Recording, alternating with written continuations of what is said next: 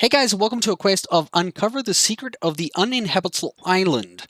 It also leads to a further quest called the Time and Wind quest. So to get here on the side of the map, you're going to need to use Kaya with his freezing ability to cross the ocean because this place is located very far from the main island. As you can tell, the place we're going to is this blue mark over here. We actually started at the beach all the way on the left here by Storm Barrier Point at the top of the map, and you literally just have to make an ice bridge until you go all the way across. It literally takes about 5 minutes, honestly, but it's the only way to get there. By this point, you should actually talk to this giant sundial thing.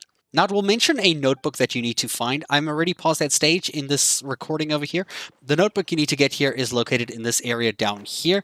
You can see there is a giant rock here that you will have to destroy. Just hit it with any of your heroes and break it so that you can collect the notebook that is just lying in there, and it will give you some specific instructions. Now, what you need to know from this point onwards is that you need a Wind or a Nemo type hero on your actual team to continue the quest further.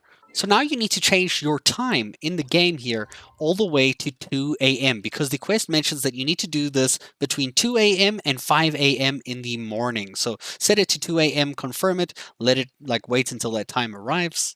So now use your elemental sight and you can see there are these wind things that you need to use your wind abilities on. So we're going to take our wind hero or traveler, the first hero you start with. You guys obviously have this here, and just use your wind ability directly on this. You see it will start the quest Time and the Wind. Disperse the cluster of wind 0 out of 3. Now you have to do this quite quickly.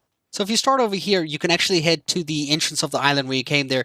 Going back towards the right side, you'll see by this rock there is a wind thing that you'll just have to use your ability on to finish. And there it is, and you just have to disperse it, and that is 1 out of 3. The next one is on top of the pillar that we just walked past next to the sundial. You'll see it's the pillar with a flat top on top of it. There's also one located by this pillar here in the water, which you're going to need to use your Kaya to free some of the water to actually just get a little bit further in. You'll see it's located right over there, so freeze the water so it can get close enough. So there we go, we got 2 out of 3, and now we're going to head for the tower. Now, before you actually finish this final one here, I recommend actually changing Kaya for another member of your team because you're going to go into a big boss fight. I need Barbara to heal because, yeah, we're going to go straight into a wind boss fight. So we're going to collect this here. We have to use Traveler on our team. So I'm going to use my Kuching, I'm going to use Zhangling, and Barbara on my team to kind of do some mad damage on the boss that we're about to fight.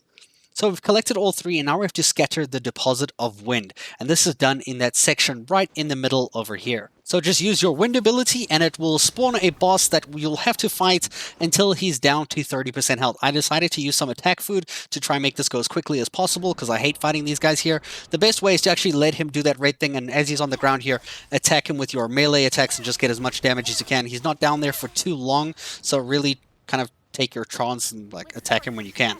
He'll also do the suction ability here where you can attack him, but make sure you dodge twice to avoid his spinning thing that he will do towards you whichever direction you go. I tend to use 2 dodges and I rotate as I dodge, and that kind of misses him completely. His third type of attack is this over here where you have to find these wind deposits right over here and get into the sky and fly, because if you stay on the ground you'll take wind damage, so try get in the air as quickly as possible following these wind deposits so that you can stay up in the air. They do kind of jump around so quickly, it's actually really hard to tell where they are all the time. And once you get him low enough on health, by the time he's at 30% health, you'll see it will touch into a cutscene and we'll basically have to chase him across the map.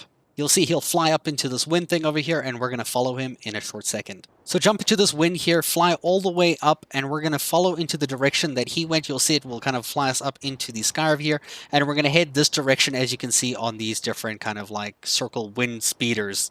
And just keep flying through them like this. For some reason it activates even though I'm this high over them, but hey, not a problem for me.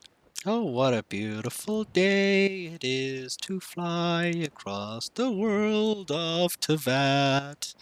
And here we are. So here's the area we're going. It's the Thousand Winds Temple kind of ruined location, and we're just going to fall to our death. Probably not, hopefully, please. Oh gosh. Nope, we made it.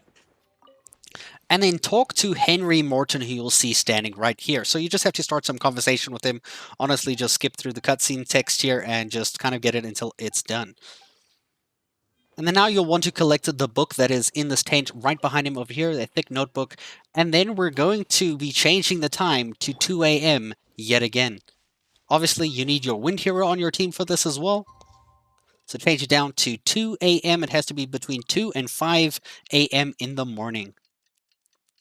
Tick, tick, tick, tick, tick, tick, tock, tick, tock.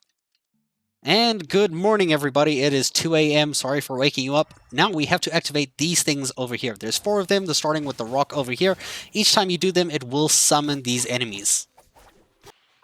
And then the final 3 over here, I'm going to be cheeky. I'm going to tornado them and get all of them at once, because why not? And it summons a whole lot more enemies that I recommend you kill before you start the boss fight. Okay, to start the boss fight, all you have to do is activate your wind thing right in front of the sundial here, and you'll see the boss will be aggroed again, and you'll have to take him on for the second time, and he has full health again, which kind of sucks.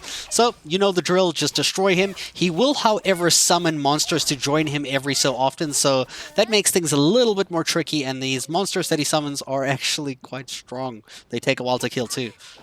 You can see the end stage of this boss fight is quite hectic because the ads are just kicking my ass, dude. It's really tough here. It looks like we might be getting to the final stage of killing the kind of boss here, and will lead into the end of the quest. And now's my chance to kill the boss there. He's right over there, and we just have to stab him with a little poke of a sword, and he is down.